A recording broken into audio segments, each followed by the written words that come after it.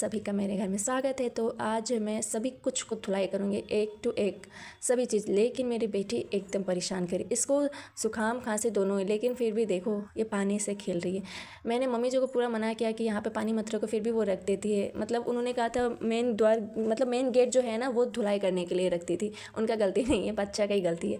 तो छोड़िए ये सब चलते आगे की तरफ। पहले हम अपना बेडरूम को क्लीन करेंगे क्योंकि उसमें ज़्यादा कुछ लगा नहीं, जैसे कि मैंने पहले वीडियो में बताया था। और बाकी जो मेरे गोदरेज है ये मेरी मम्मी ने दिया है मुझे, शादी के बाद दिया था मुझे, बट अभी भी मैंने इनको वैसे ही रखा है।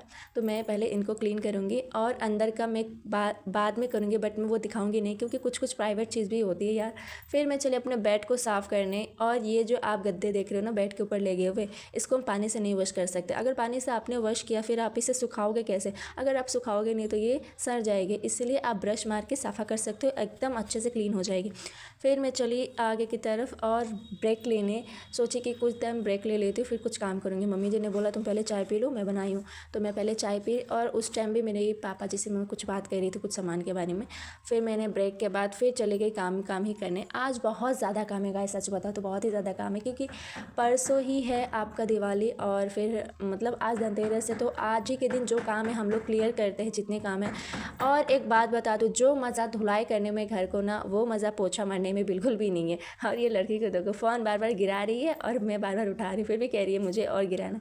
फिर आप जो पीछे देख रहे हो ना मेरी मम्मी जी, वो भी नाश्ते करे। वैसे एक बात बता दूँ, आज मेरी मम्मी हम दोनों सुबह 6 बजे उठे, 6 बजे नहीं 5:30 बजे, और हम दोनों लिटरली सुबह से काम करे जा रहे। मेरी मम्मी ने भी मेरी बहुत हेल्प की।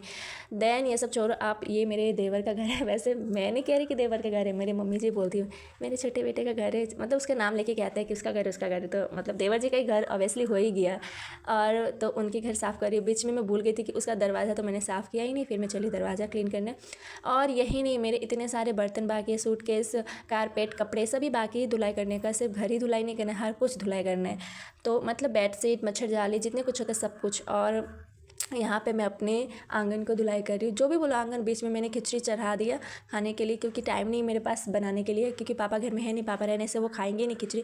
फिर मैंने बर्तन सब धुलाई करके, कपड़े धुलाई करके सबको सेट लगा दिया। फिर चलिए अपने कपड़े डालने छत पे, और फिर उसी के साथ साथ मैं नहा भी लूँगी। और एक तरफ खिचड़ी मैंने मम्मी को बोल दिया देखने के लिए, लेकिन मुझे क्या पता मम्मी इस तरह खिचड़ी उतार देगी। अब शायद उनको भूख लगा था, नहीं क्या पता नहीं, बट मैंने खा लिया क्योंकि मैं बहुत ज़्यादा थक गई थी।